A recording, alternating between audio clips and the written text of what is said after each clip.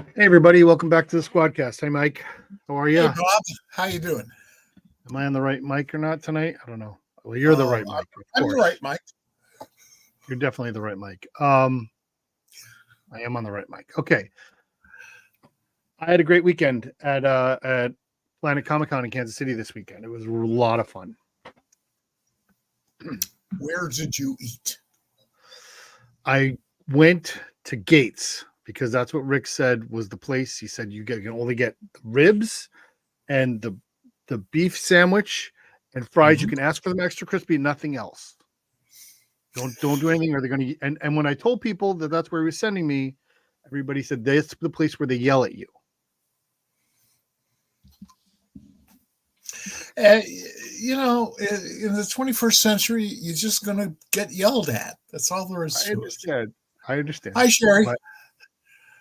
But that's what we did. That's I had that. Did you like Gates? Yeah, it was really good. It was really good. Yeah, Gates is yeah.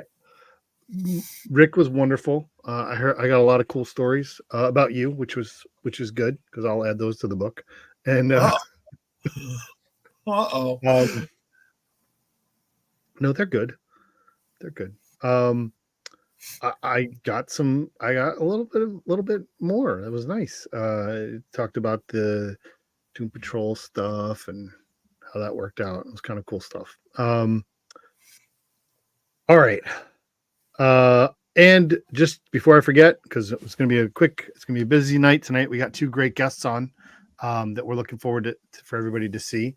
I will be at GalaxyCon, so we go from a planet to a galaxy. So I'm going to GalaxyCon in Richmond this weekend. So I'll be walking around there, going to panels. There were some really good panels that we saw, and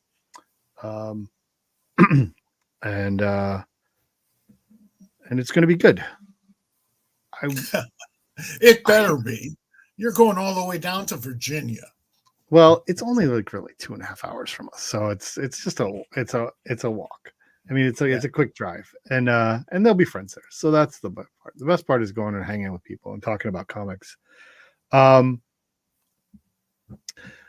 want to talk a little bit about the new number ones this week. Before we get into talking about your column, which I do want to get to, there are 3 books coming out this week that I want to highlight right now. And let me just get those up for us. One I've already read issue 1 of, and you have as well. And I will bring that in right here. Share screen. Tubes and wires. Tubes and wires. So, I forgot. I stopped it automatically. Okay, so Helen of Windhorn comes out this week. From Tom King and Bilquis Evely. It is great. It is everything you want from a Tom King story. It is. I want Mr. Miracle. What's that? I said I want Mr. Miracle in it. Well, you can't have that because it's a Dark Horse book. But I understand. You said everything. It's not everything. It's not everything you want. Actually, it's Big Barda, not. And Mr. Miracle's okay, but it's Big. Listen, I've said this before, and I say it continuously. If you follow me online, you will see how often there's a panel at the end of I think Mr. Miracle 6 where Big Barda has just destroyed an apartment full of people, and she stands in front of him like she's in her like bikini or whatever it is, and she stands in front of him, Scott, and says, "Stay." It's like the only word on the entire page, and it's the last panel of that book, and it is one of the best panels he's ever written, in my opinion. Well, they weren't paying him by the word. Well, no. So there's a couple of other books that I want to hit on, and I know you're going to like one of them, but this one is, this is called Napalm Lullaby. It's by Rick Remender and his new Giant Generator imprint at Image, and um, and the thing about it is that it's with Bengal, and I absolutely loved his their previous collaboration, which was Death or Glory. I don't know if you read that, but it was a high speed car chase through trying to save people's lives, and it was just fantastic. Didn't get enough credit, had some delays, so we hope that doesn't happen with this book. But I'm looking forward to seeing these two people get back together. I really like Rick's work, so I'm looking forward to this one. Yep, absolutely. The other one is I'm going to let you talk about because I want to hear your opinion of it. And it comes back this week, and it's A New Wrong Earth. Okay, back with Tom Peyer and Jamal Igle on board. I'm a big fan of both, right, and of the imprint and of the title. So it's really hard for them to screw this up for me. Well, that's good. You've already read it. It was wonderful. It's sort of the response to people who think that all this multiverse stuff has gotten out of hand. Like every other gimmick, of course it's gotten out of hand. And This is a wonderful response to all that. That's awesome. I am going to read it as soon as we're done tonight. I have a couple of things I'm going to read tonight. There's going to be preview reviews up tomorrow morning because Ed's column, with further ado, the people who are regulars at popculturesquad.com, Ed Cato does a weekly column, usually on Wednesdays, almost like 90% of the time on Wednesdays, is going to be a little late this week because he is at South by Southwest, and he's going to cover the Marvel panel for us and write that up. So that should be out. We should have that Thursday or Friday. But Ed's in Austin this week. Austin is a wonderful place. I wish it wasn't in Texas. It's not really. Except for the Capitol building. If they just remove the Capitol building and then build everything else is just not Texas. Right. So then the next thing I wanted to talk about was your column, and I'm going to put the link. Well, first I'm going to put the link in for the new number ones that came out today, and everybody can go check it out and see what other books they want to buy. The last thing that I want to put in here, the second link that I'm putting in here, is a link to your column from yesterday. I hate when that shows up there. It is called Superman Kills, and that's the name of the title. That's the title of the page, and I'm gonna grab that because I do have that up for us. I'm sorry for my little bit of delays. We had a little bit of a quick thing at the front of this, so I'm a little out of sorts, but I have it right here. Okay. You're in better shape than I am. I barely made it here on time. Well, I'm glad you did. And it prevented me from having to do this by myself, which I prefer not to. I much enjoy your company. So you sent this to me over the weekend, and I was excited to see it. This is from the Superman dailies. This is from year one of the Superman. It's actually from month one, right? Month, and it's really interesting. First of all, it's really cool. I really enjoy everything about it art wise, but what you're pointing out is that he's not afraid in this early Superman era to say, I might kill you. Don't worry about it. You could die. I'm not going to. And I think that's it's an interesting piece of history to remember,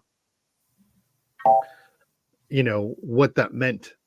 And how the evolution of the characters that we consider to be canon and unfallible, and the way that they're designed, how they evolved to where they were. What struck you about this? Well, what's interesting is that in the column I said that I don't believe Superman has ever killed anybody on panel. He threatens. He terrorizes like a son of a bitch. He just takes people up a million miles and says, "Well, okay, tell me what I want, or I'll drop you." Right. But then, about 3 or 4 months after this panel, Superman trashes a blimp, a dirigible. We don't see him rescuing anybody on panel. That doesn't mean he didn't do that. And we would all like to believe that that's what he did. But if he didn't, he killed them. I mean, he murdered them. It's just that simple. Superman sort of changed his mind about that sort of a thing. As I pointed out in a piece, when a new editor came in to run DC, Whitney Ellsworth, he issued that edict, which both Superman, which applied to both Superman and Batman. It didn't apply to the All-American line. So, you know, Green Lantern could still fry people. So that was one of the things I wanted to address with you. So Whitney Ellsworth said Superman doesn't kill, Batman doesn't kill. He said Batman doesn't use guns, right? I don't know if that's true. I don't know if he said it. It became a thing just because Batman was always confronted with guns and he never had one. So some clever writers said, well, we should address that. And they did. I don't know. I wonder if it was Denny. It may have preceded him. No, but even like, so, because I don't know if people thought that clearly. I mean, maybe they did specifically say, you know, we're not going to do this, but I would think that he would have been very clear about saying that when he was doing it in like the 70s, Denny. I'm talking early. That's quite likely. I agree with your analysis. I just don't know for sure that it didn't happen before then. It was already established by Gardner Fox or Bob Haney or one of the other guys who'd been there earlier in the 60s. So the other thing I want to get to, and I want to start bringing in some of our guests because we have a couple really great guests. Please hang on. We're going to get to them. But what I found to be very interesting about your column and the planets coming together situation is last week I was thinking about this because it hit my tubes and wires somewhere along the line.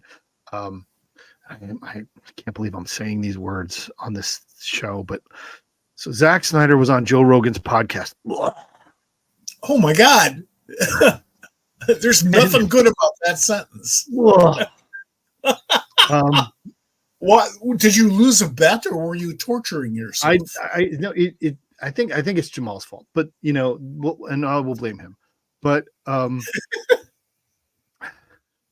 and he was basically proving once again how he doesn't understand what this is about and where the characters come from. And I actually, and because I was going to talk about it, I watched it, and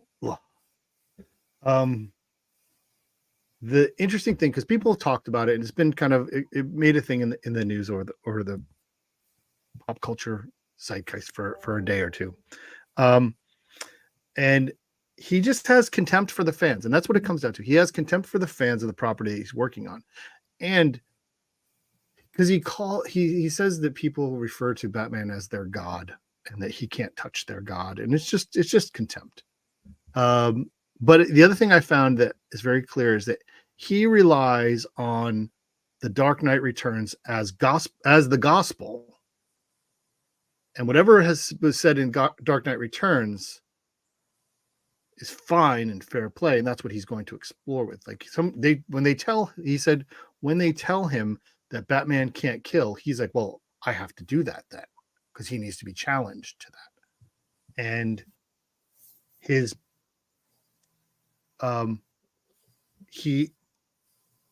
interestingly, someone had asked me over the weekend, I think, is Dark Knight Returns canon? And it's not. It was always an out of continuity story. One story. It's two stories. The first two issues were the beginning of one story. The last two issues were the ending of another story. What happened in between was Watchmen. And clearly, Frank changed some attitudes there. Because if you read those last two issues separate from the first two, like wait a month or something, they're very different. And they're not canon anyway. Right. Because after future stories. Hang on a second. Right after we published that first Dark Knight, right, I started working on Green Arrow, and he had both arms.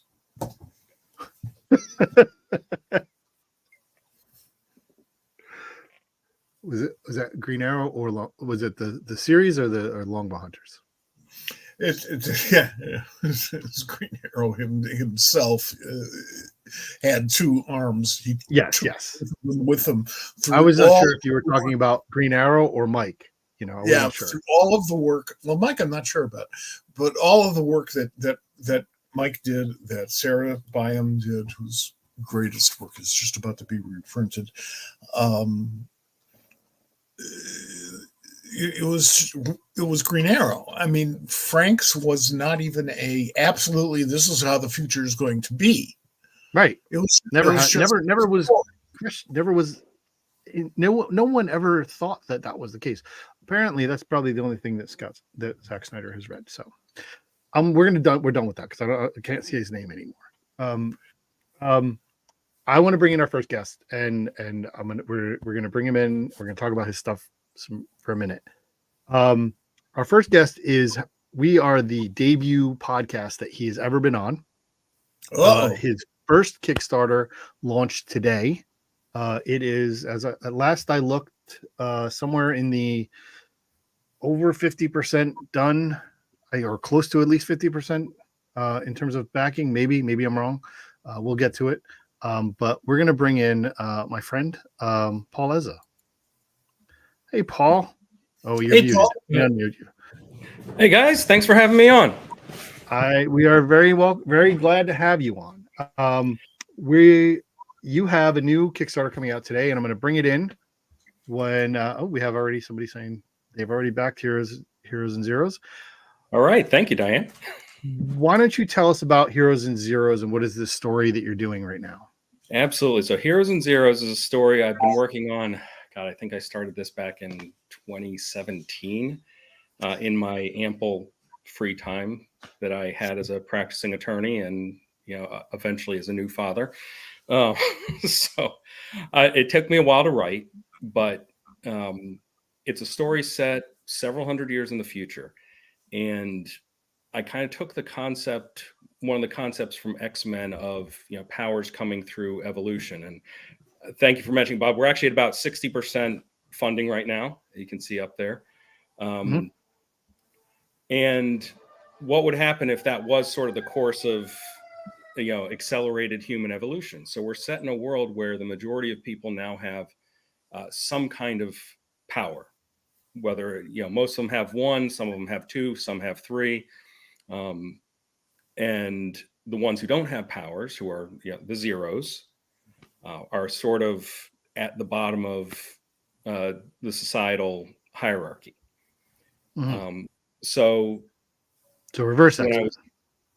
So when I was developing the story, I started thinking, okay, well, what would be interesting, basically? And you have this world that's essentially flipped from the superhero worlds we see now. But how could the folks who are without the power ultimately be the ones who are doing the great things and doing the great deeds? And they ended up in a murder mystery. The most powerful man in the world has been murdered. And this is not particularly a twist, because I've been talking about this part of it since I announced the comic. An innocent man is being framed. And we don't know who's framing him. We don't know why. And we don't know who actually committed the murder or why. But our three zeros and their trusty sheepdog, who looks remarkably like my sheepdog that I grew up with. Odd how that happened. They get recruited by an underground organization to solve the murder. And hi, Sherry. to solve the murder and to clear the name of the accused killer. So we're really have the ultimate set of underdogs, people without powers, without connections, who are being thrust against the most powerful people in the world, literally and figuratively, who very much do not want them to solve this mystery. And we don't know at this stage why. We don't know exactly what's going on. And we don't know if they're going to be able to, if they're going to be able to get through it and how they're going to do it. But you know. Oh, I know. Yeah. Part of this, when I started writing, because I hadn't written anything creatively in probably 20 years when I started this, and it was something that had been sort of eating at me that I really wanted to start doing again. But my awful ADHD brain often has these great ideas of things that I want to do, and I really wanted to prove to myself that I was going to finish the actual story before going anywhere with it, before bringing in anybody else, before talking to anybody about it. I wanted to make the entire arc the best story I could make. So I've actually written the entire 3-book series. It started out as 6 standard size books, like a mini series. And then through working with some of the creative team, we decided to go with 3 46-page books. Actually, the third one's going to be, I think, 54 at this point. And I say I am incredibly proud with how this has come out. I think, I know, Bob, you've seen some of the artwork on it. I think the artwork is incredible. Absolutely. I can't believe I just found Casey floating around on Twitter, and I saw him posting on Portfolio Day one day, and that's how I ended up getting familiar with his stuff. And the art's gorgeous. He's a fantastic visual storyteller, which is something that was very important to me when I was looking for a partner for this. And they've got some the Zeros have some issues to deal with. They've got some problems. Yeah.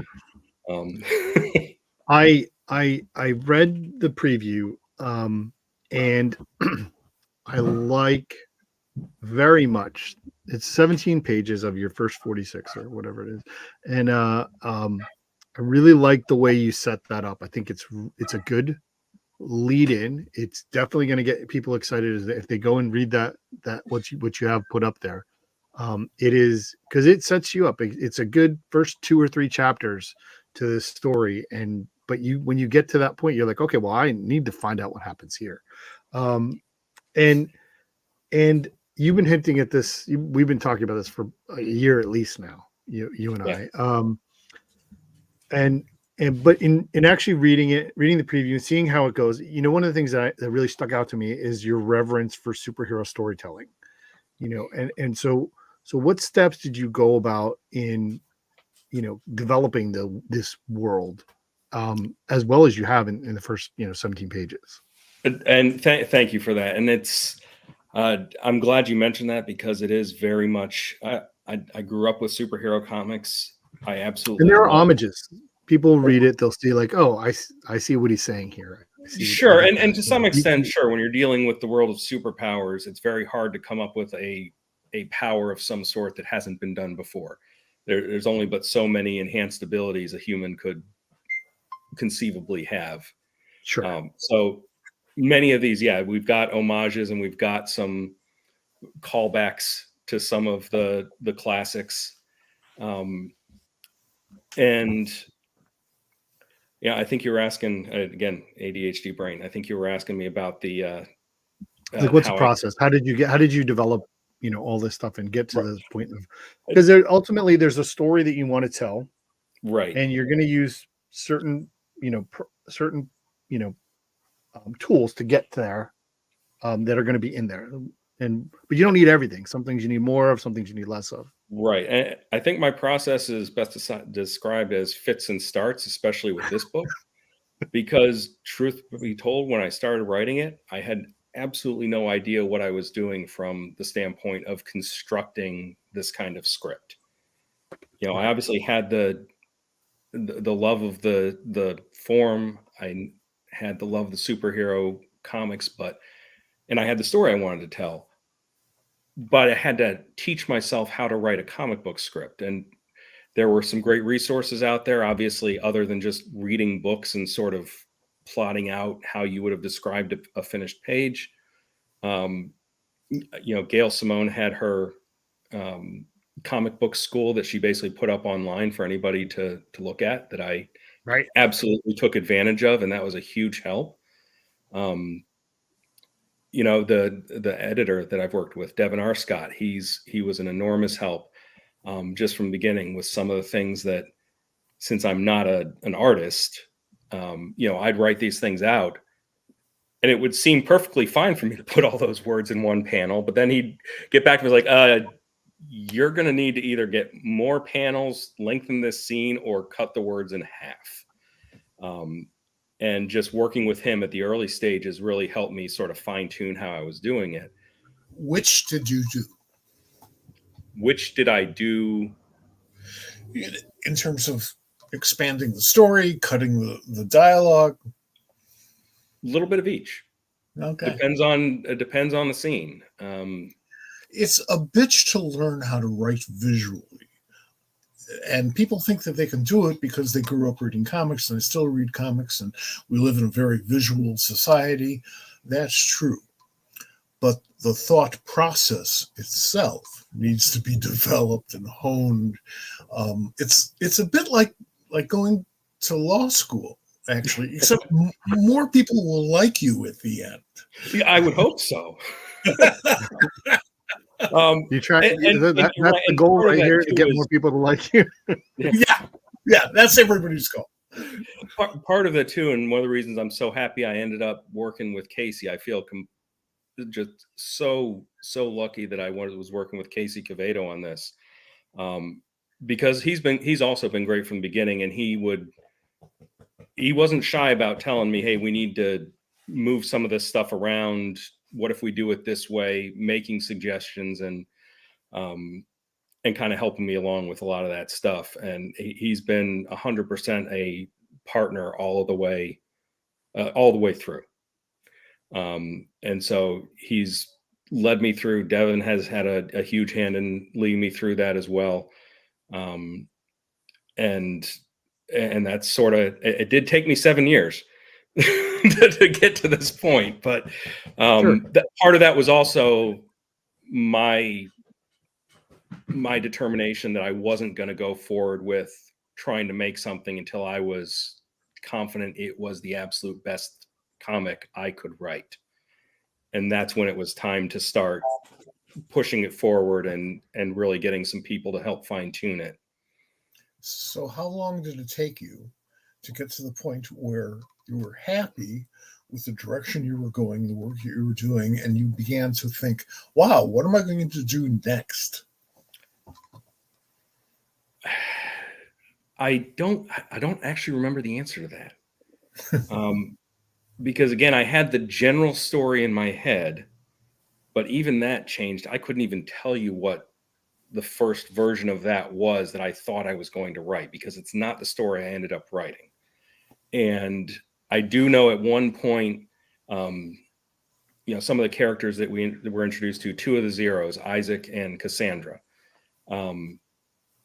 their storylines in going forward through this, after this book, flipped for various reasons, but ultimately it made the most sense when I made a few other decisions. I was like, wait a second, no, it feels like I'm forcing it for these two to go in the different directions, but if I switch them around, this is where they need to be going. Like I say, I think obviously the preview is what I was hoping to do, which is get people interested so that they're going to want to read the rest of it.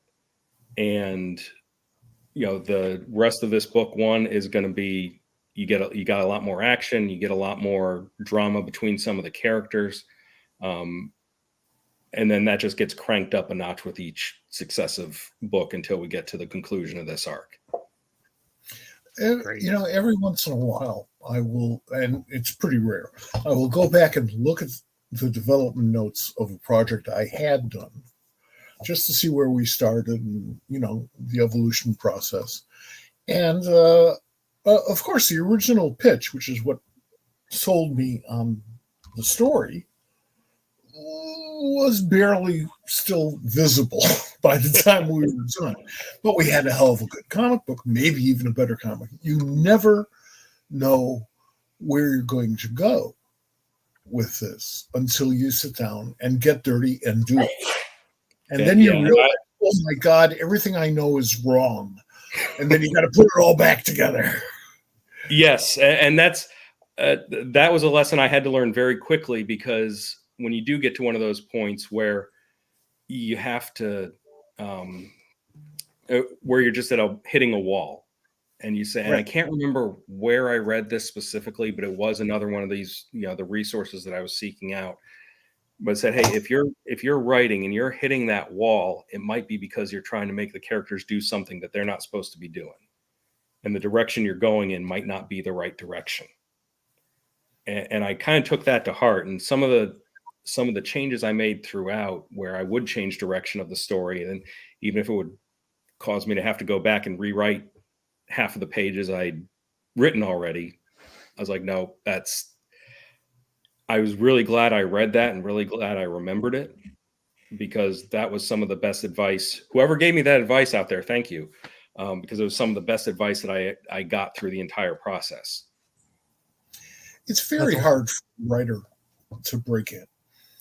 Artists, you know, you show your stuff around, it looks great, it looks like it needs a little work, it looks like there's potential, whatever. Writer, you know, you sit at a convention, you being an editor like I have been, and somebody drops a manuscript roughly the size of the Manhattan phone book on your lap, and you say, I want to be a writer. Here's my stuff.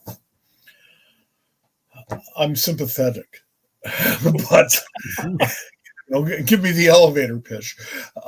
It's hard. It's just very hard. I love working with new talent. It's just wonderful, because what you get at the end is not what you had at the beginning, and it's wonderful to see it evolve. It's a process, and I'm sure you know this. Maybe you're afraid of this, but it's a process that never ends. You can be writing 50 years from now, and you'll still be going through those same types of maneuvers, those same types of thoughts, and that's good. That keeps you fresh and original. Yeah, I agree 100%, and it's. Like I say, luckily for me, my goal is not to, like, I don't think I want to be the full-time comic writer at one of the big two. I kind of like being able to write in my free time and write the stories I want. I really have enjoyed it.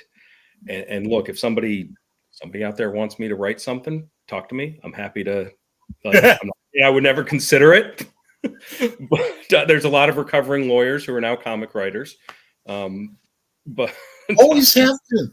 Gardner Fox, one of the very first creators in the American comic book business, was a lawyer. Mm-hmm. Yeah, it's not only is it great for being able to research and construct a story, but it's also a profession that many people would like to get out of.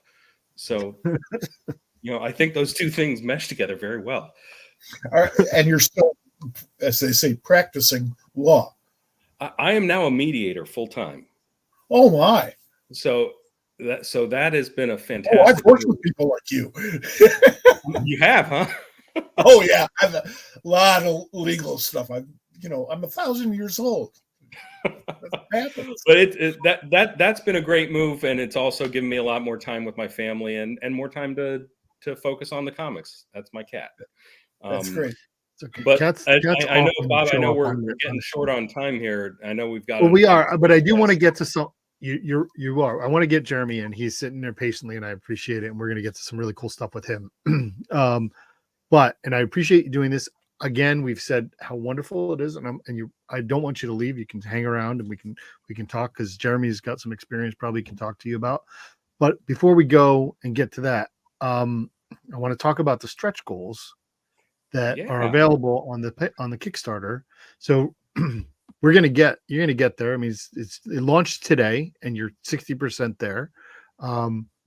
You got some prints here in the first couple of stretch goals, and then there's some physical backers getting sticker sets, and the covers, a print of the cover C, the rainy cover, which is, by the way, that's the one way back because I want the rainy cover. Go for it. Yeah, it's going to be great. And I've seen it, it's still in progress, but I know what he's Sure. drawn, and it's going to be phenomenal. And then what is this last one? Do we know? Can you give us a hint? It's a 46-page book. We've got 48 interior pages we could use. So for the very last one, we have a 2-page bonus story that I'm officially allowed to announce now, written by none other than the great Gail Simone. Ah, Wow. So That is amazing. Yes, that I am so excited and so That is honored that Gail was willing to do this for us and willing to jump in on our little book. that is some get there, my friend. the That is wonderful thing amazing. about Gail and her work, other than the fact that she's a wonderful human being, is that she will move on to a project, work on the project, and then leave it in much better shape than she found it. And it may have been in very good shape to begin with, you know? So Yeah. Reading her stuff is inspirational. She's a phenomenal writer. She's a phenomenal person. And like I say, I'm just so thrilled that she was even willing to consider it, much less agree to it. So I'm glad we were able to announce that. I've been holding that in. It's been unbearable to keep that inside. Well, thank you for sharing it with us. We appreciate that. And it's going to be, And thank you for letting you're me. going to get there. You're going to get there. Absolutely. I fully believe, especially now that I've said it's Gail Simone writing a story. So Yeah. Sure, I feel like that's absolutely. going to help us get there as well. That's great. Again, in this chat, you will find in the comments, you can see the link to the Kickstarter, which is running down below in the scroll. That we're gonna move that out, but it's there right now. And we're very excited for you, Paul. We want you to stay around. We're gonna bring in our next guest, who is a friend of mine, and I spent a lot of time this weekend talking to him. Whenever we're in the same convention area, it's usually a lot of conversation about comics, about storytelling, about the business, and I am never satisfied with these conversations because they continually go on. He has written and drawn for just about every publisher. I will say that if you haven't been reading what he's been writing and drawing over the last 5 years, you need to check it out. But before I get too far ahead of myself, I want to bring in Jeremy Haun.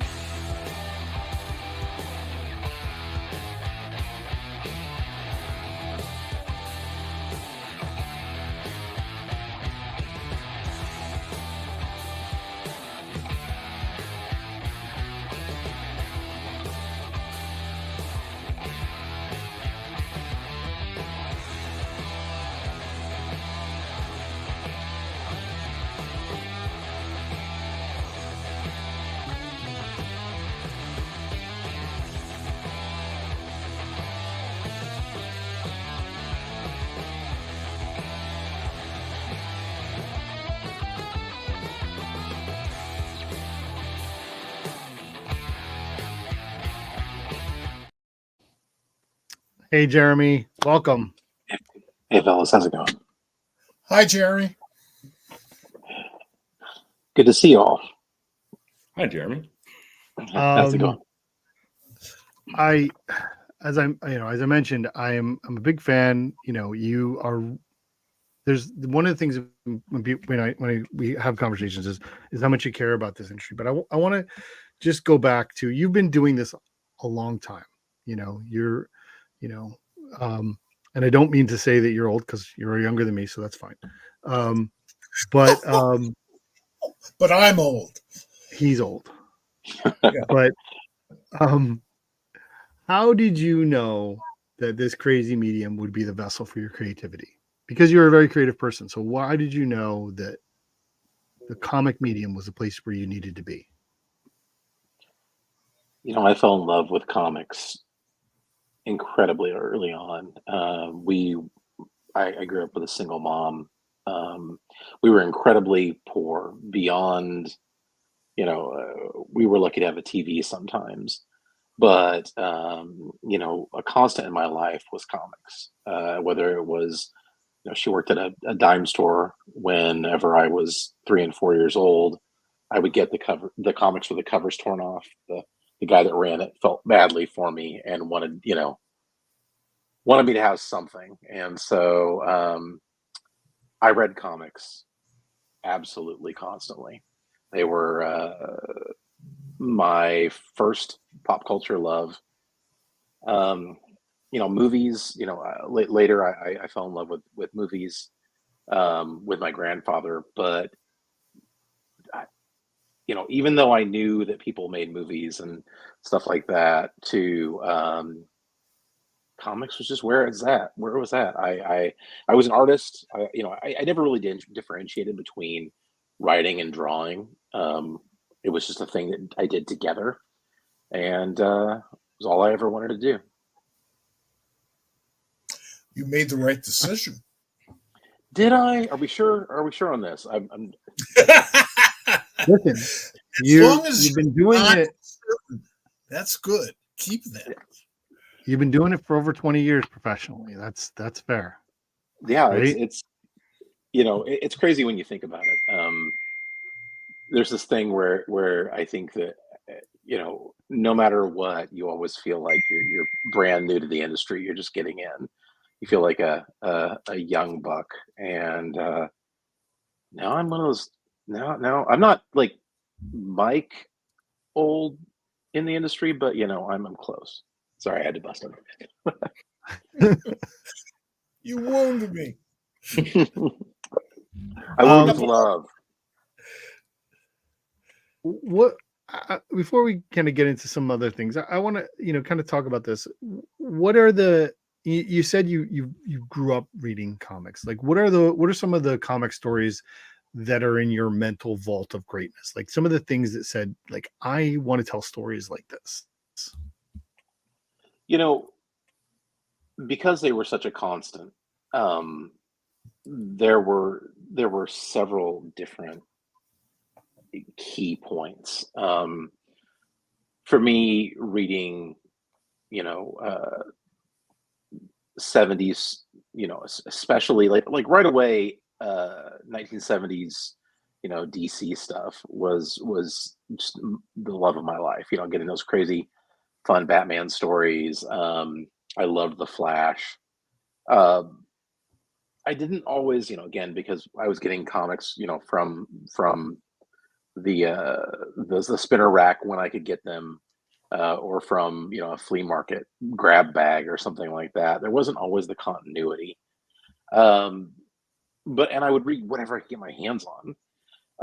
Later, for me, when I found the Claremont Byrne X-Men stuff, that really, well, not just Byrne, but really everybody during that era,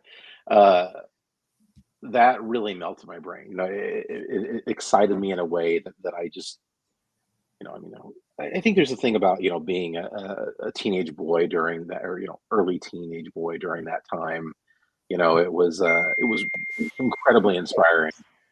I remember specifically, earlier you guys were speaking about The Dark Knight Returns, and I remember both Year One and The Dark Knight Returns coming out, and that was really the first time that a group of us stood around the counter at the comic shop and we all held a copy in our hands, and I realized the beauty of comics community.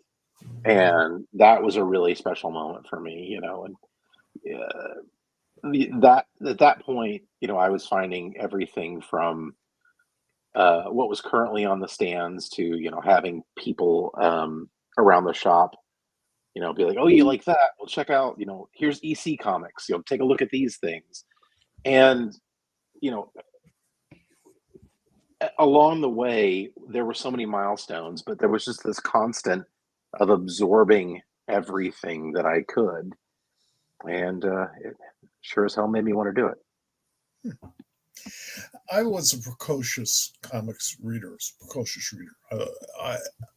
I learned how to read from comics. I started somewhere when I was about 2. My sister would read them to me, read her stuff to me. And this was, oh my God, literally before the Comics Code. So there were a whole bunch of publishers. And even after, there were still a lot of publishers. So as I grew up and became fond of the medium, which happened instantaneously, I had a lot to choose from. And what interests me so much is that there's a whole generation of people out there like you who didn't have that much choice and still got involved in the medium, still found all the bells and whistles that make comics cool to be attractive to them. So you now seem to be writing, mostly stuff that wasn't being published in the 70s, and that type of stuff. I don't see a lot of Superman or Wonder Woman or Spider-Man there. How do you get into like the horror stuff that didn't exist so much when you were growing up? How do you wrap your head around? No, I love it when Mike asks questions that I've already written down. I love this. Well, this is a good question. Again, I think it's that being a child of the 80s, I was such a sponge of all of the weird stuff that was coming out. It was, and I was very fortunate, like I said, going to the comic shop, and, these great old guys behind the counter were showing me, like I said, EC Comics and, this Alice stuff and all these, like, it was coming at me from all directions. And I was really able to see the breadth of what comics were. There was black and white horror stuff that terrified me, and Western tales and romance comics. I would I'd get a bundle from the local flea market, and it would be, like 12 inches tall, a bundle of comics for $3 or whatever it was, and it would have everything from Archie to a romance comic from the 60s to, like, you get just this wonderful breadth of stuff. The other thing for me was really, in addition to comics, was, again, watching movies with my grandfather. He was a farmer here in the Midwest, and Missouri summers are a special kind of brutal, and it's kind of the same in the winter. So you try to go and avoid the hottest part of the day when the sun is out and will just bake you to death. You go in, you try to sit in the cool house and drink a glass of lemonade. And my grandfather was one of the first people in our town to buy a VCR. So we would sit there and we would watch 2 movies pretty much every afternoon of the summer while we were waiting. And he would show me everything from The Creature from the Black Lagoon to From Here to Eternity. But then we watch, Star Wars or Indiana Jones, and there was this breadth of great stuff that I'll get in there. Yeah, you're right about Missouri. I've spent a lot of time in St. Louis and in Kansas City, both Missouri and Kansas, and pretty much everywhere in between. But one day I was taking the Amtrak train from Chicago to St. Louis, and the Amtrak was kept at about 60 degrees. I was happy. Everybody else was turning blue, but I like cold. Right. So we got to St. Louis, which meant we had to get off the train. And the door opened, and it was about 600 degrees out with a humidity roughly of that of Venus. And I almost fainted getting off the train. And I saw one person who did just that. Wow. And I've always been a little leery about summers in Missouri since then. it's weird, and look, everywhere is can be miserable temperature wise. You get, but one of the worst combinations ever is the heat and humidity together, and I agree. it's a special terrible thing. So yeah. That's one of the reasons why I avoid Florida and have been even before it was hip to avoid Florida. There's still some decent people in Florida, I promise. Oh, there are. Some of them are friends. There's two, and they're in Jacksonville. Like that's it. No, there's more of us. It's just we're not the loud ones. Are you in? Sure. Are you in Florida? I am, yeah. You're voting? Every chance I get. Okay.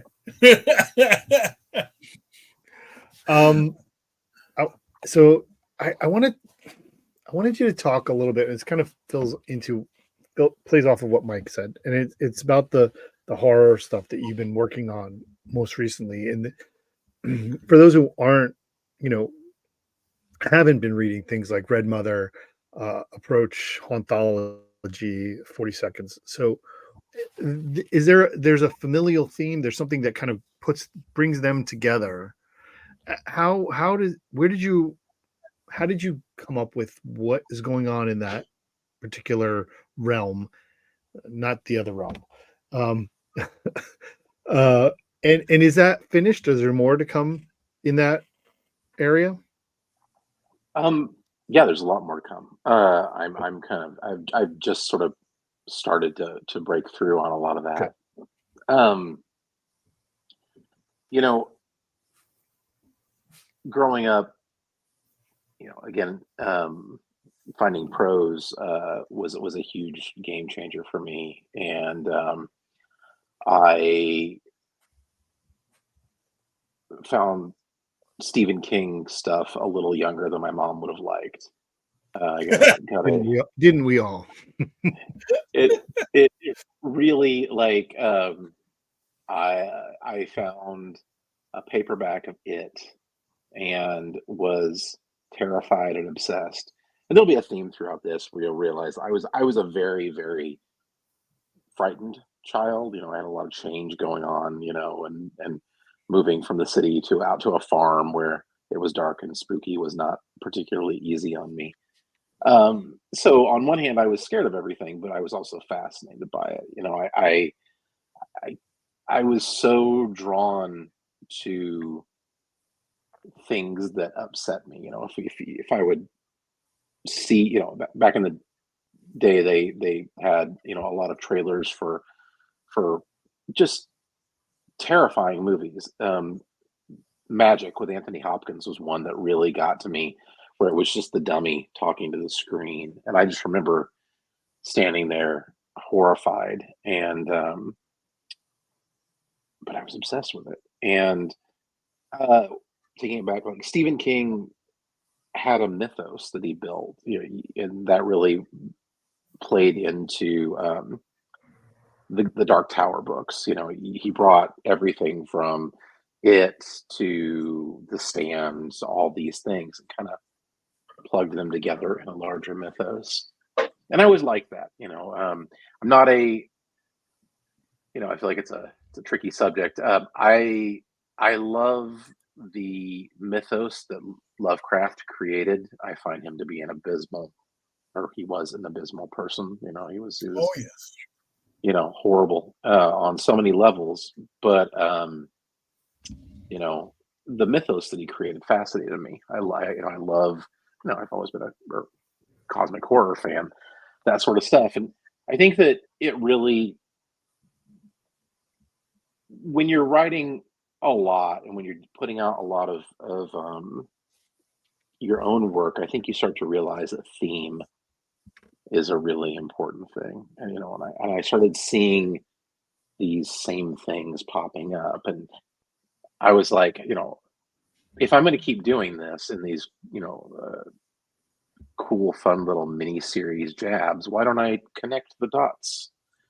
And I realized that there was a great way to, if you realize that all of the bad in these stories, the dark side of things, are coming from a place beyond imagining and trying to get in. So I worked on that a lot and really just put the things together. And it was something that you see in 40 Seconds, the approach in the realm of it, definitely in the Red Mother. The Red Mother was kind of the first time that I just overtly said, "Here is this thing, and this is what I'm doing." And then I was able to. I think Sherry likes Red Mother. I She do, does. and I really appreciate that. Thank you so much, Sherry. I told you she was going to say that. I love it. You did, and no, I really appreciate that. You know, I love that sort of thing. You know, and there's a reality to this where it's like, you know, Mike, you were talking about not seeing a lot of, you know, really the mainstream superhero books in my backlog. You know, Ralph Macchio was did a portfolio review for me, and I think it was like 1995 at San Diego, and he's looking through it, and I had been just completely butchered, annihilated by a couple of people. You know, I had a couple of editors that were, you know, probably had decided that I shouldn't work in comics and wanted to let me know, you know.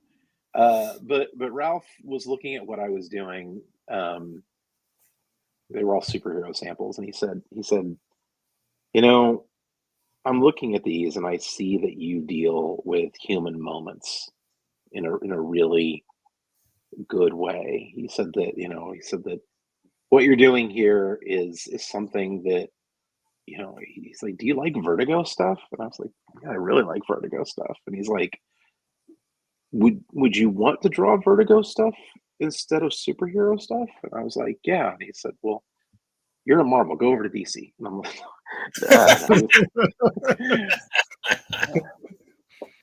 but he was right. You know, he really hit on this thing that like I've drawn plenty of superhero books and written some stuff but like I keep wanting to make them weird. You know, it's like my favorite stuff that I want to tell with any of these superheroes is kind of something a little bit dark and a little bit twisted, which isn't always necessarily even what I want to read. You know, sometimes, you know, like, you know, like I think about what Mark Waid did with Daredevil not too long ago, where it was kind of bright again. It was kind of fun and swashbuckly, you know, and like the stuff he did with Somni, you know, and I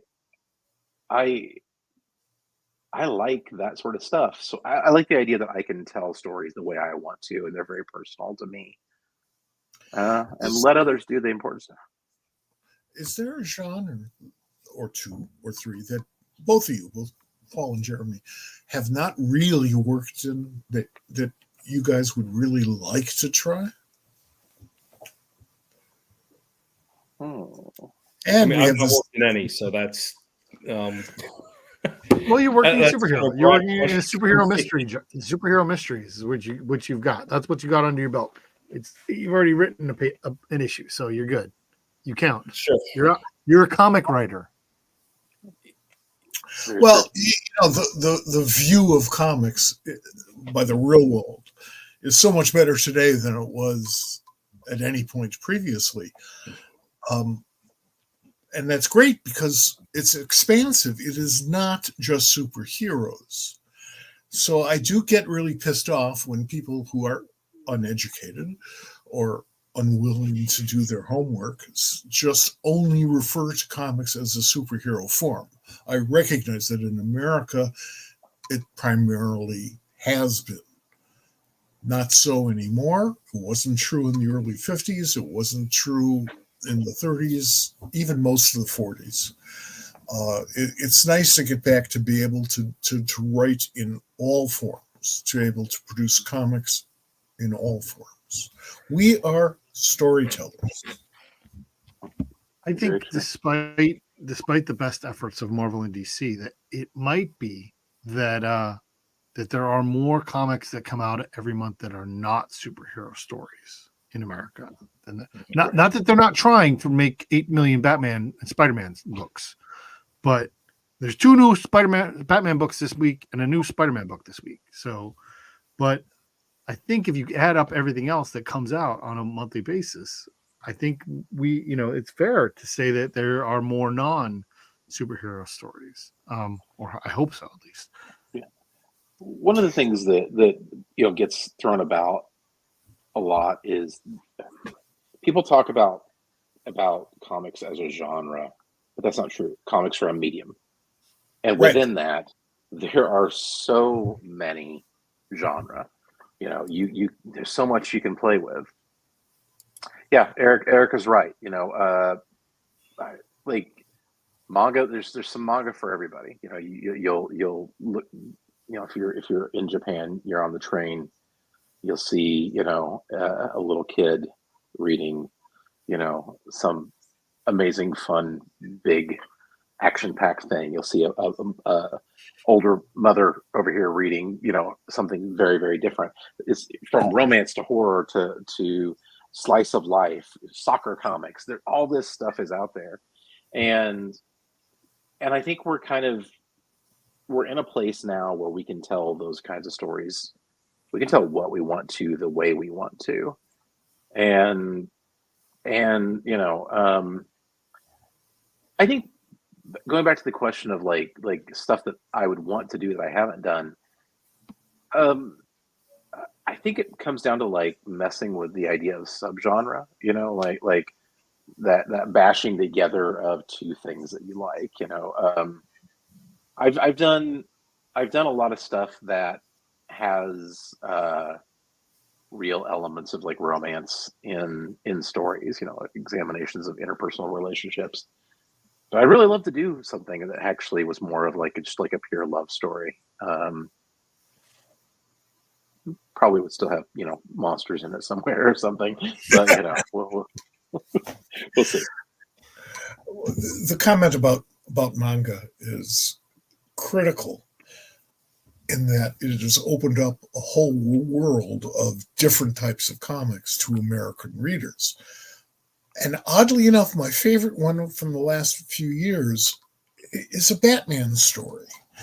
And I'm so tired of Batman, and I'm even more tired of the Joker, two of my favorite characters. But there's this Japanese series with the Joker going on right now. It's been about 18 issues old here in the States, where Batman devolves into a baby and is adopted by the Joker. And the Joker has to raise him, otherwise he doesn't have a reason to live. And 18 issues later, it's still compelling to me. That just sounds fun. These guys did something different with Batman and the Joker. That's great.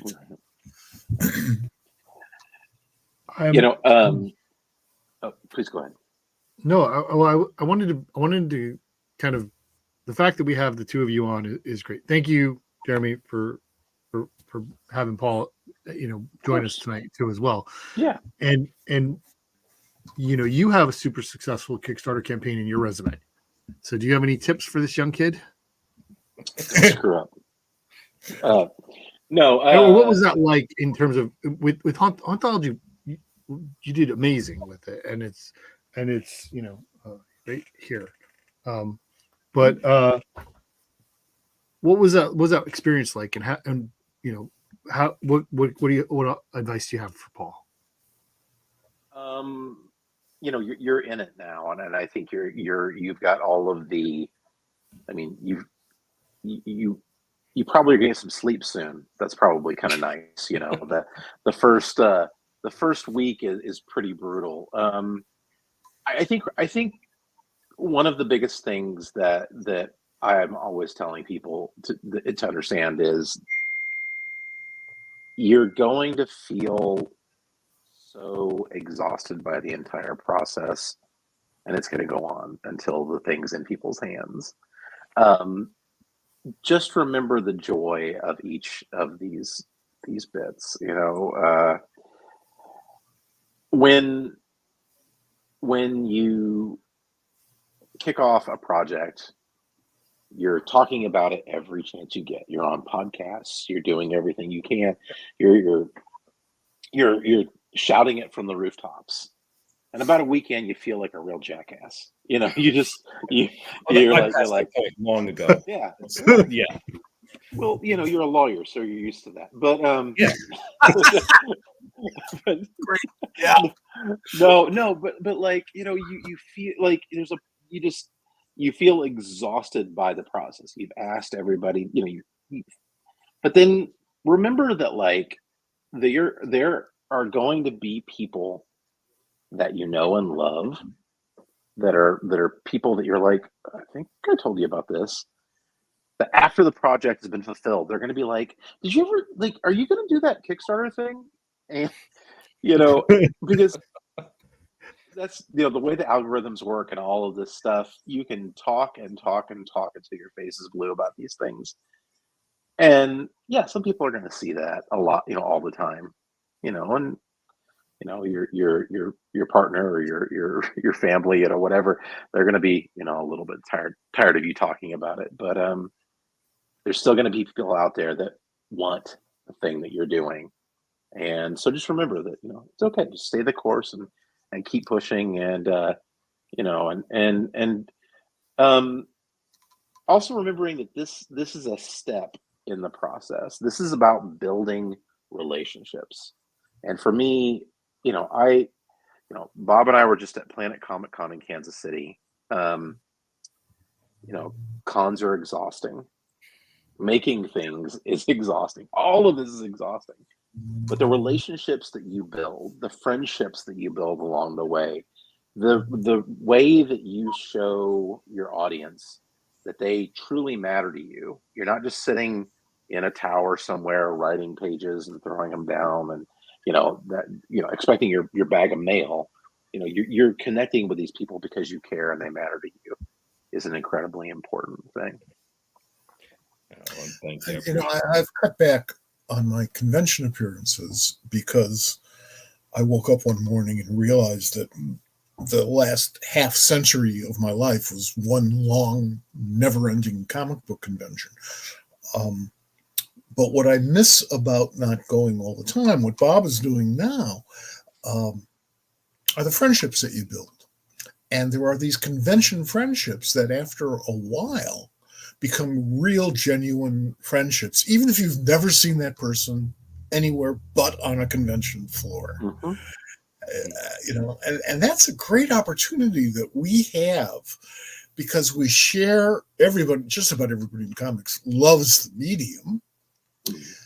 So we share that and we have these common interests. Maybe there's some competition going on. That's fine. But those conventions are really healing for me, particularly now that I only do like 3 or 4 a year as opposed to 3 or 4 a day. I agree with you. Like my first convention this year was this past weekend, and I missed it. You know, it's only been like a couple of months, but just being back on a floor, walking around, seeing people making things, caring about the things that they're making, seeing friends, having those conversations like what's going on, how have you been? It's just all of that. It means a lot. And Paul, you know, we've met on a convention floor. So right. Yeah, I've been, even though I've not been there as a pro, I've been to, as you know, Bob, many conventions over the years. And it's the exact same thing. Like it gets tiring at some points when you're going to over and over and over and over, but then you're like, it's been a couple of months. I kind of want to go to a convention and see some of my friends. And like MegaCon was the first one that I think that's the only one I've been to so far this year. And it was phenomenal just to see some of these folks and catch up. And like it happened to be over my birthday. So went out for a big birthday dinner with a lot of friends that I only generally see at conventions. And it was fantastic. But I did, Jeremy, going back to the point you made before, I told my family and friends that they should feel free to mute me on social media once you signed up for the Kickstarter campaign. Once if you you don't signed want up, to keep right? hearing about it for the next 2 months, go ahead. I won't be offended. Right. You might miss some baby pictures, but otherwise, it's okay. Yeah, absolutely. I wanted to come back to something, and it kind of relates to, kind of all three of you and your experiences with comics in multiple ways. So there was a conversation that I saw Jeremy have this weekend, and it really stuck with me. You were asking someone something to the effect of, what are you planning on doing for yourself? How important is doing creator-owned work for you at this point in your career?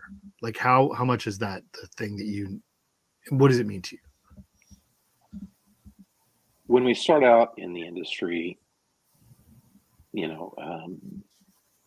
Mike, earlier you said something about, it's really hard to break in as a writer, regardless of what it is, where you are, a writer, artist.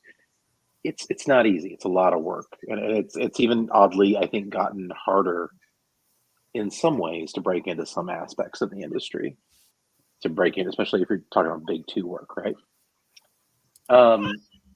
But like, you start out and you have to make your own thing, because that's the only way you can get someone to look at your stuff.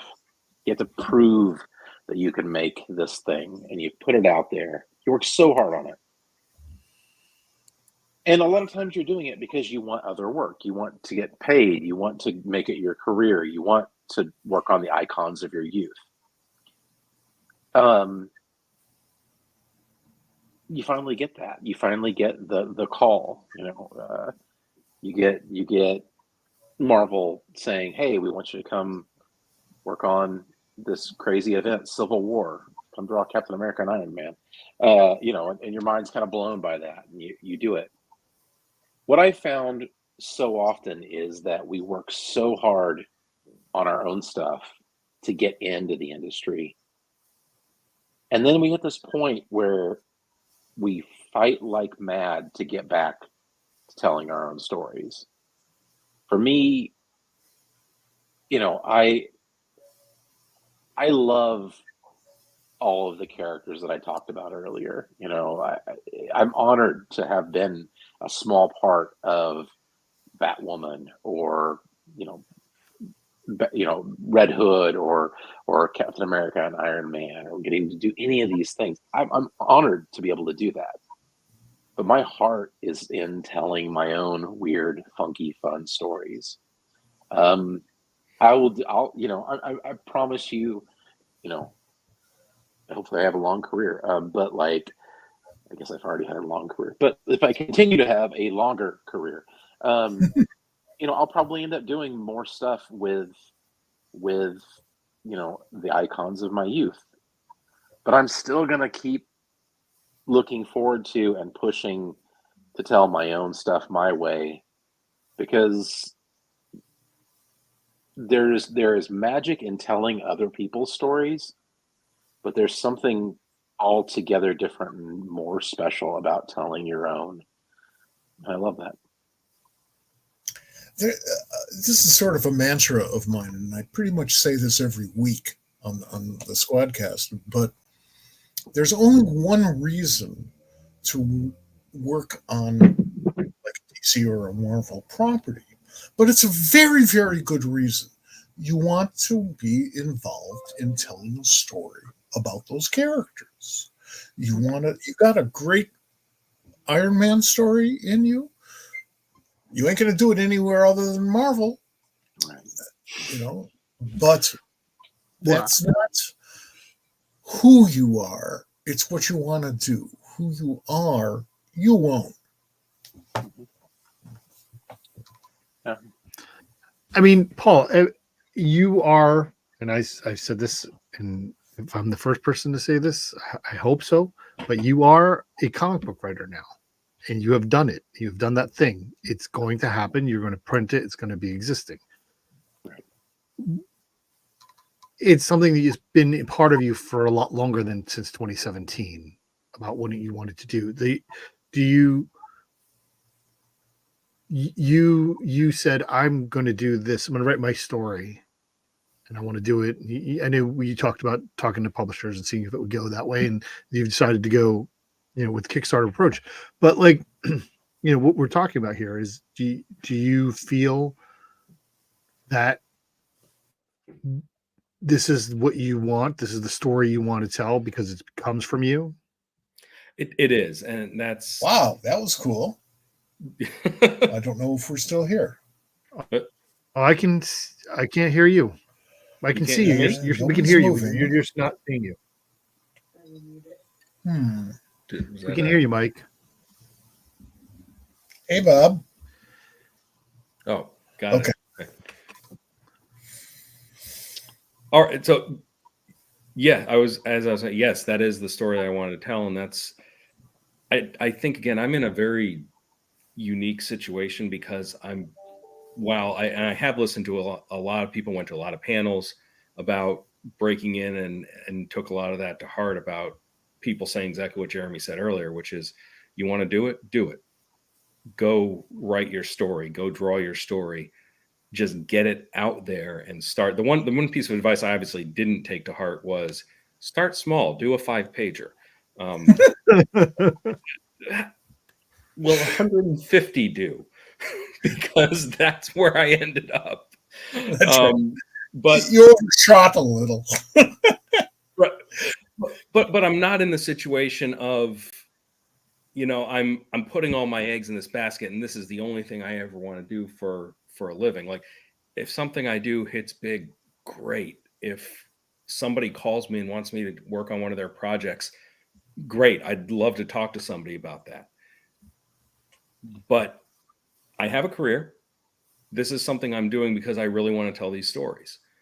And as long as I get to keep telling the stories I want to tell, whether it's my characters or somebody else's, I'm going to keep doing it.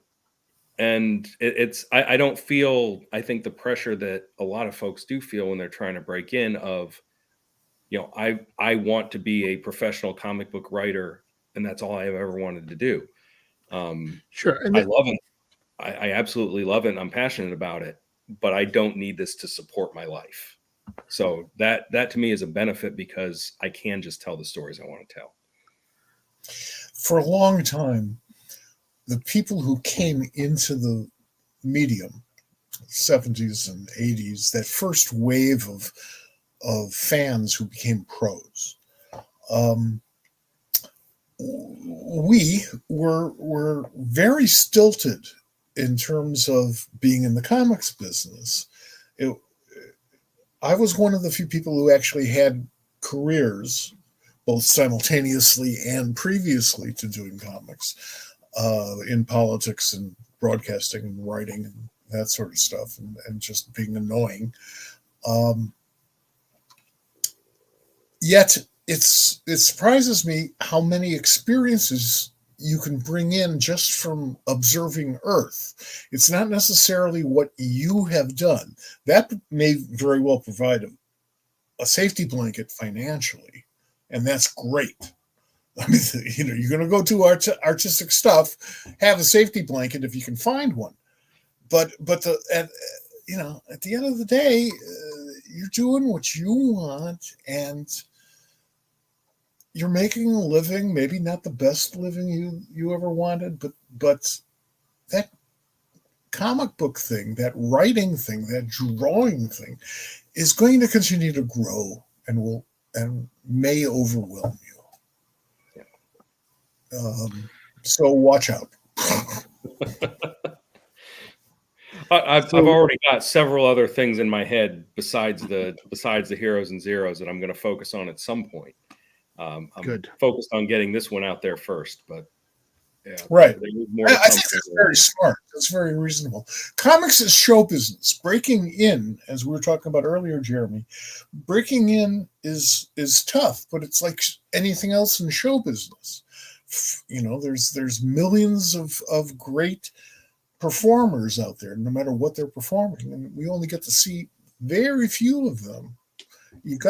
The first thing you have to learn how to do in comics is persevere.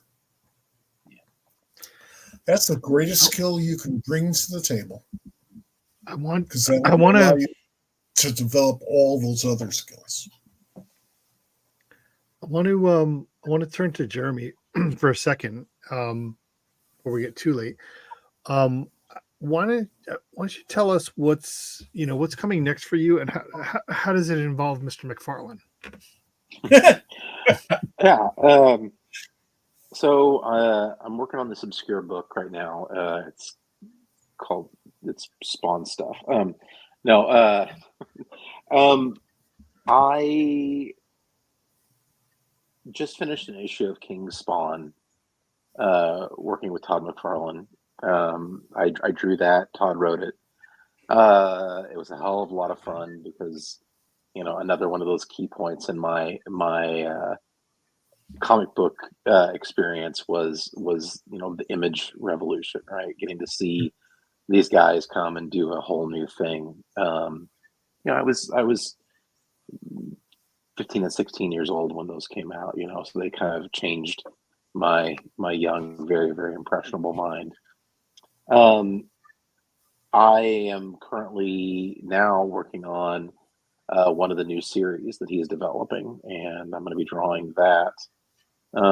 Should be out actually like later this year. So we've got one of the things that I think sometimes people don't know is that like to build comics the way that we need to, especially because I'm getting really old and slow at the arts, is that they take a little bit longer than maybe we suspect. You want to try to get enough of them done ahead of time, bank a few books so that you don't have late books. So what I'm working on right now is going to be out and hitting the stands in October. So there's this big chunk of time where it's not really going to look like I'm doing anything. I'm still doing stuff. The trick along with that is, is the balance, because I'm always during these things writing and doing things for myself. So probably right around the same time, right around October, I'm looking at having 2 new creator-owned series that fit into the larger anthology hellscape, that are going to be coming out right around the same time. So it's an interesting time for a little bit of iconography of 90s comics goodness, and also more of my own stuff. And are you doing covers for this whole series, or just the first one on the writer, the Josh Gad book? Yeah, I just popped on and did the first issue of that. They reached out to me. The entire team on that, they're just fantastic. They're really great people and are really, really excited about making good things. Ariel Olivetti is drawing the interiors and he's rocking it. It's kind of weird whenever you've got artists that you're like, oh, that I like that person's stuff a lot, and then you get asked to draw the cover for it, and you're like, well, I feel really special right now. Yeah, I mean, there was a bunch of stuff. There's a bunch of even if you go back and watch the preview video, a lot of the covers for stuff that you did interiors on, there were other cover artists and stuff like that. So it's always got to be a weird situation when you are doing interiors, and like, especially if you're coming in after someone else had already done run and they continue doing covers, right? Like, how do you feel as an artist doing work for hire stuff where you're doing all the work on the interiors, but somebody else's work is on the cover? Does that ever bother you? You can be honest. I mean, if they're crap, yeah, no, there is a math to the way that a lot of these, big companies, Marvel and DC, there's a fiscal reason a lot of times, a numbers reason for putting certain people on covers versus the interiors and stuff like that. I just had to grow to understand it, and I don't really have a lot of ego with that stuff. I'm not, put the cool cover on it, One of the things I was really it took me a long time to figure out was, there was a conversation I had with an editor, and I was like, I really want to do the covers for this series, and they were like, well, you're more of an interior guy. And I What does that was I mean? was like, yeah, what the hell does that mean? And I think ultimately what it meant was I hadn't figured out what my visual language for iconography, a single image iconography was. And so instead of letting that bug me and getting mad about it too much, I challenged myself to draw the hell out of covers. I did a few here and there, but really, my book, The Beauty, for Image Comics, I went in and I said, hey, I'm going to draw every single cover of this series. It ended up being a 30 issue run where I did, I think all told, with variants and some other stuff that I did in it, special things on The Beauty, I did like 35 covers. That's a hell of a crash course. Yeah, really. Eventually, And you were just the cover artist on this series. Yeah. And I hit this point where I think people were seeing the Beauty covers, covers on the Realm that I did, my own stuff. Look, I think there's a thing there, and it goes, Paul, even with what you're doing, people aren't necessarily always going to believe in you as much as you need to believe in yourself, and we have every opportunity to prove people wrong. If you don't think I'm a cover artist, I'm just going to keep doing what I'm going to do on my stuff, and then maybe you'll like it, and maybe you'll want me to do a cover for you. Like there's that thing that happens, but it's just through repetition and proving to people that you're a badass. I truly appreciate the commercial imperative of getting a star artist on the cover of a book. It's probably going to sell better. Hopefully, it's going to sell better enough to justify using that artist in the first place. However, if you look back at the work that I had done everywhere, at DC, at First Comics, Image, wherever, you'll see that almost always, unless it's an anthology book, you will see that the cover artist is well represented on the interior of the book, either as artist, writer, hopefully writer artist. I just think that is an important element to the ambience of the experience. If you're reading Superman, okay, there's a million different Superman artists, but if you're reading a specific story, you want that artist to be exactly right for that story, and you want the cover to match that. That's what you're selling. That's what's going to get the reader all excited. So I tend to prefer, like overwhelmingly, that people who are working on the book work on the cover. I understand that there covers, which are ridiculous. I understand that there are, that names sell things sometimes. I get it. That's what happens. But I also, I'm a big believer in the rule of cool, right? Make a cool image, and have the conversation about an image.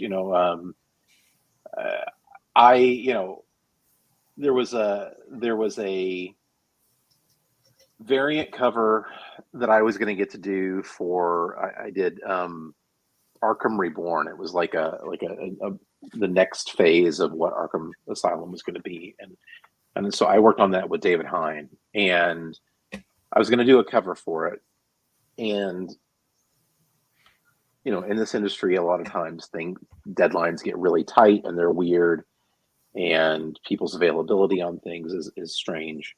But I sent in a series of thumbnails for that initial cover. I was doing the interiors and I sent in some thumbnails, and there were 4 possibilities, and they were going to show it to Chiarello at the time, and because of the way that scheduling worked, and I needed to get it done, you know, he didn't get to see the cover, and like the weekend, it was over a weekend doing the cover or whatever it was, but he'd already gone, and so he didn't get to see the cover. So they picked the least dynamic cover. They're like, well, how about just do this one?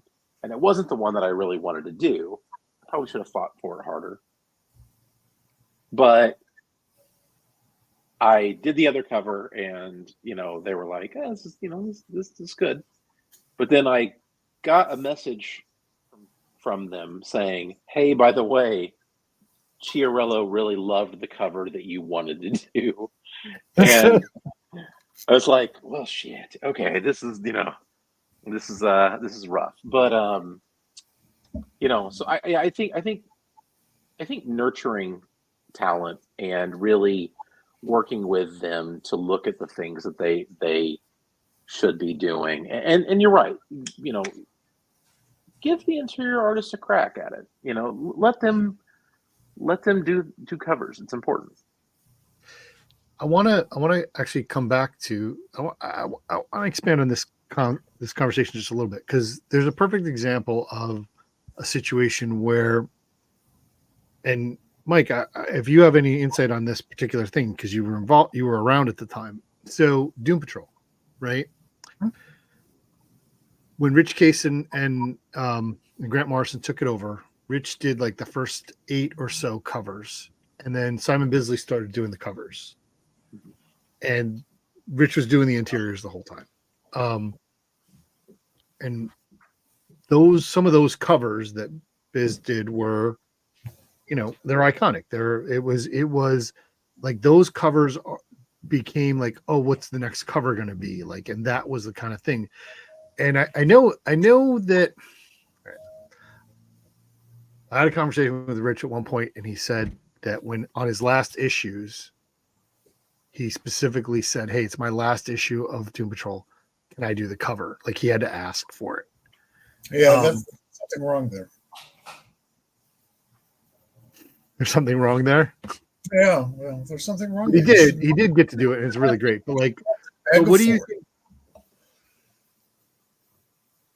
What do you think about how that works? Like, was that still in your group by that point that was happening? No, that it had gone over to Vertigo, to Karen. To Karen, but and who did a wonderful job, just obviously. And speaking of Vertigo, I'm as big a Brian Bowen fan as you're ever going to find, and I have been since the late 70s. It's literally annoying how much I love his work, but he hasn't done, other than a Munden's Bar story for me, he hasn't done very much interior work in decades. So you want to see Brian Bowen's stuff, you're going to have to go get a cover, and you can buy one of his covers. When I was at DC, we put together a series with Jim Steranko for Batman. Jim was going to draw 12 covers that would be somewhat related, and then we, meaning DC, would get the right writer and artist to draw the story. That was a stunt, and I don't mean that in a negative way. It could have been brilliant. It could have really inspired people, and the trick would have been for me to find the right people who would be inspired by Jim's stuff. This did not come to pass, probably for financial reasons, maybe because of timing, but more likely financial reasons. And that was very unfortunate. Still, nonetheless, I'd rather see, I'm a big Joe Kubert fan. Joe Kubert did covers for everything when I was a kid, all the way up until the day he died. He did covers for everything. Didn't do the interiors for a lot of that, and I was disappointed. I would have bought twice as many DC comics as a kid if Joe were doing all those interiors. So there's a truth in advertising approach here too. But the idea of an artist having to beg to draw the cover for the last issue of a book he'd been on for a long while, that's repulsive to me. That's wrong. Does that answer your question? Yeah. Thank you. It's that time of the show. Guys, we've been doing this year. We're going to ask a question of the day. We're going to open this question up to all the watchers as well, but everyone here has to come up with their answer. And so the question of the day being on brand, we are going to say, who is your favorite fictional monster? Oh, damn. Trump doesn't count. And you can't ask Roy Thomas that question. Because he would say Hitler. Yeah. So fictional character. Favorite fictional monster. Who is your favorite fictional monster? And this is open to everyone in the comments, so go ahead and throw your comments in there if you want to. It's a tough one, I know. I went, but Jeremy inspired me, so. Oh, I've already got mine, by the way. Just if anybody wants to go ahead. first, You can start. Yeah, all right. I mean, for me, it's always and just always has been the creature from the Black Lagoon. That's my favorite. That's my favorite fictional monster right there. Why? The design is one of the most visually interesting things that I've ever seen. It's something that was iconic in black and white on the screen when the film came out. It haunted me and fascinated me whenever I saw it on TV as a kid. It's still today just one of the most amazing things. You know, I've got all kinds of various figures and things across my studio. I have a collection. I see them in the back. Yeah, you can actually literally see back here in the corner the creature from the Black Lagoon mask. I love it. So yeah, there I go. I'm probably going to have to go with. Let's go with probably the Sarlacc from Star Wars. Okay, that's a good one. That's a deep cut. I mean, how different is Sarlacc from nothing but Spice teeth Worms? and teeth and darkness. Yeah, definitely before they added the extra bit in the when they did the extra CGI. Yeah, exactly.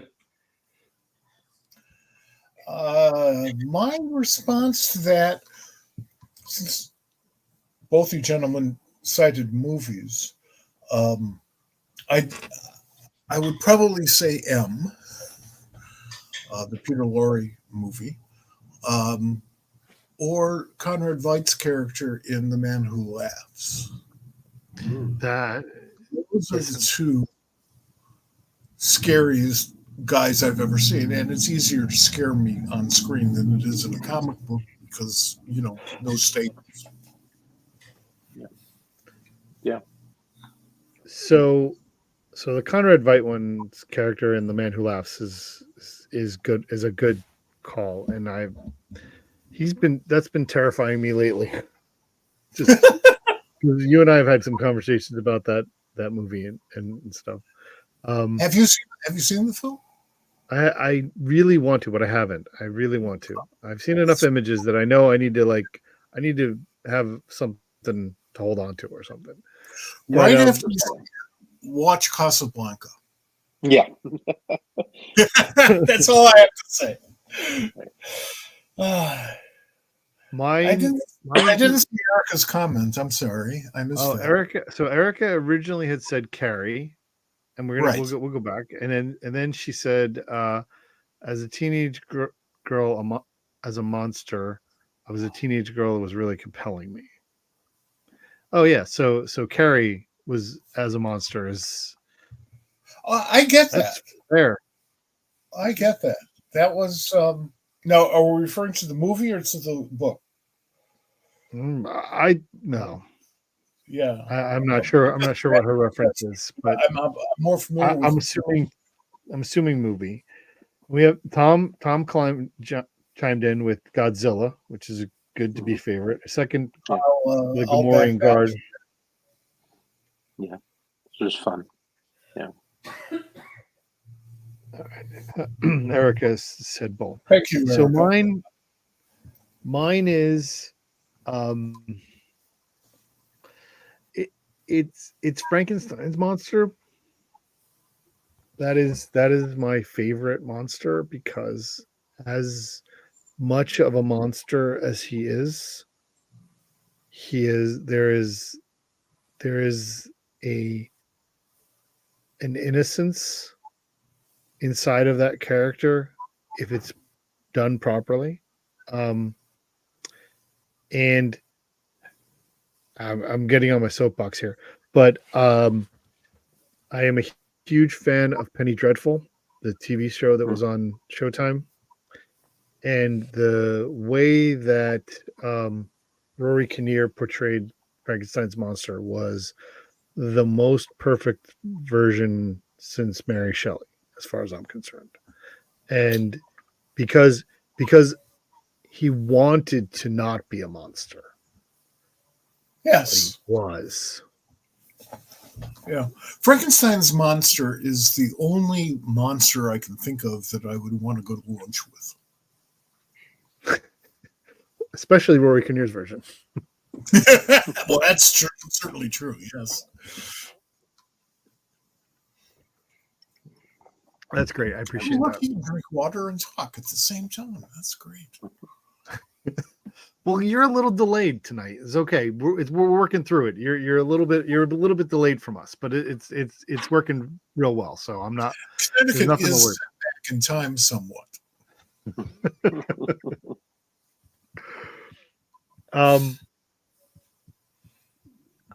I want to turn back just a little bit to Paul. When you've set out, I want to talk. Just give you another minute to talk about the plans for this series. You said earlier that it's three larger size issues, and what is the what's your time frame on? What are your hopes for the time frame on delivering that final story? So it's partially dependent on the cat. She's got some feelings, but Sure. Part of it's going to depend on how well this campaign ultimately does. Because if we just shoot through the roof on it and get enough that we can start funding the next book as soon as this one's completed, then hey, we'll plow through. And I'd like to have all three done by the end of next year. That of course will all be dependent on on Casey's schedule, on the rest of the team, and their availability. But again, primarily with with Casey's availability. He's he's like me. He has a day job. This is not something he's doing 100% of the time. So sometimes life will get in the way and get slow down. Sometimes he's got a little bit more time and go a little bit quicker. But ultimately, yeah, that's the plan, is to have the complete arc done by the end of 2025. Sooner So if we you'll have the trade out, the collected out in 2026. Exactly. Yeah. If all goes well, we'll do a trade at some point. And hopefully in the meantime, I'm maybe a little bit too optimistic here, but in the meantime, I might, get around to launching one of the other projects that I've got rattling around in my brain as well. Said you're a new father, relatively new. 4 years in, it still feels stop new. that. Stop that. He's brand new. Brand new. He cannot be 4 years old. Yeah, I know how that feels. No, trust me, Bob. He has opinions. He's 4 years old. Right. Well, when he's 6 years old, will he be old enough to read the collected edition? Probably. I would hope so. Depends on the effectiveness of the instruction in pre-K and kindergarten, I suppose. But but it wouldn't be particularly in Florida. Yeah, I don't call it an all ages book, but I don't think there's anything in it that's particularly inappropriate for younger readers. So I think there just might be doesn't appear that way so far. And some parts of it that they might not quite get completely, but nothing that I would look at and say that's going to be traumatic for them. It has been my experience, and let me reassert that I have quite a political background, that when people are bitching about how little kids shouldn't be reading that or watching that or seeing that, what they're really saying is, I don't want to have to answer their questions after they see this, which, by the way, is the best part of the job. So stop that. Answer the damn questions. And trust me, we do, Bob. I don't know if you've seen him at any of the conventions or heard some of the words he uses. I'm aware. But yeah, we are not shy about, look, I was 43 when my son was born. It's too late for me to stop cursing. Sure. So he has heard some things and said some things that many would say are not appropriate for his age, but as long as he does it appropriately, we're good. Proper context. And South Park did a story once about how they're not curse words, they are cursed words. The episode is brilliant. Is absolutely brilliant. But the fact of the matter is that what empowers the curse part of the curse word is the fact that we don't allow people to say it. That gives it all of its power. And if people would just lighten up, there's nothing intrinsically wrong with pronouncing how somebody puts down a bunch of letters. Exactly. Don't give it all this power by banning it. Right. And that's, so I am hopeful that he'll be able to read it, if not immediately when it comes out, at some point, shortly after. I'm even more hopeful that he'll want to. Yes, that's a different thing. Right. How does that work for you, Jeremy? Do your kids ever read your stuff? Are they interested in it? And they are mature enough now to consume everything pretty much that you write, but there was a time when they weren't. Or maybe they was. How did you deal with that? They go through phases. I mean, kids are kind of mercurial. They when The Realm came out, both boys really, really loved. I mean, it's basically Mad Max meets D&D. Of course, it's the kind of stuff that they're going to like. But at different times they've been more invested, and less so.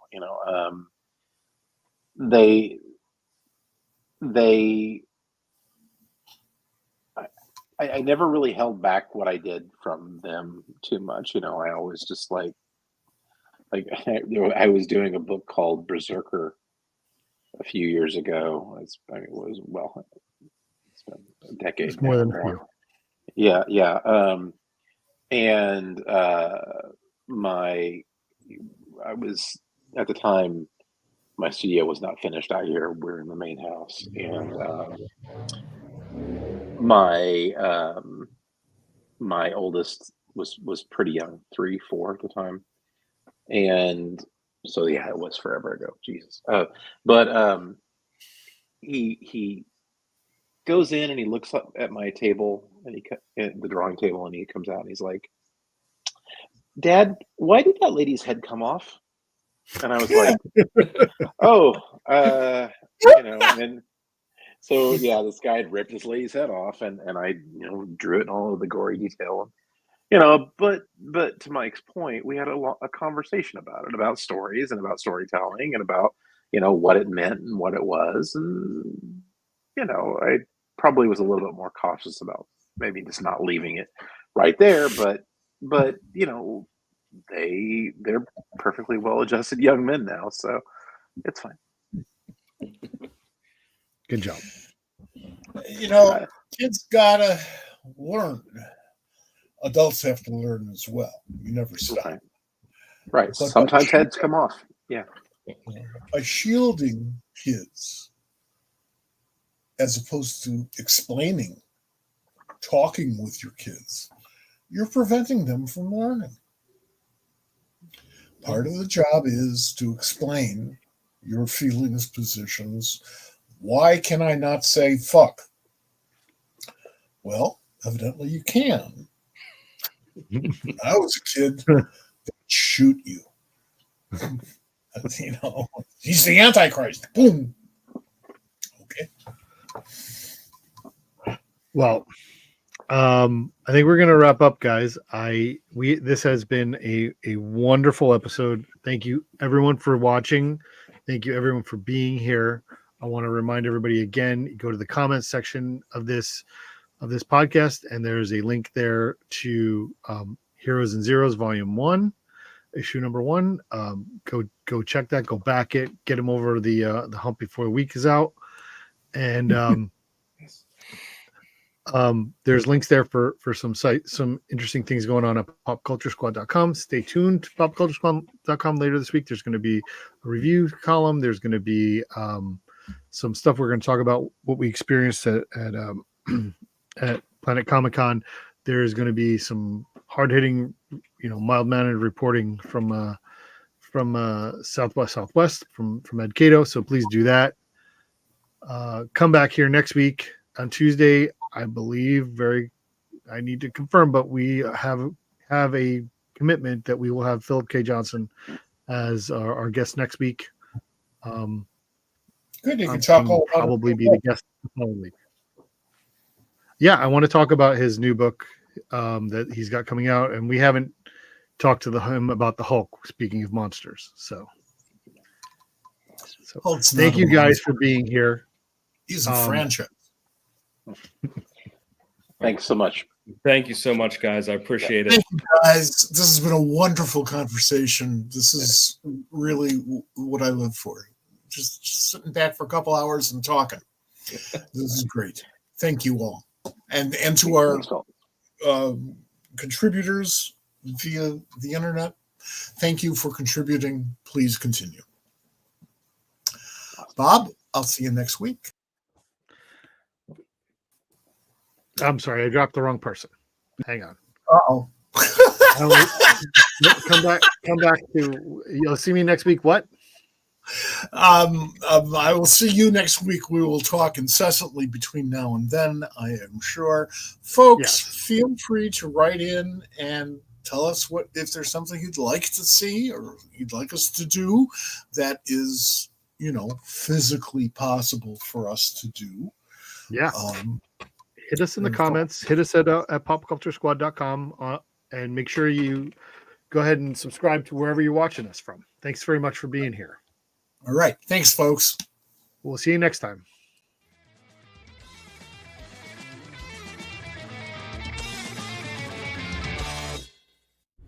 This has been a production of the Pop Culture Squad Network. PopCultureSquad.com. How do you nerd?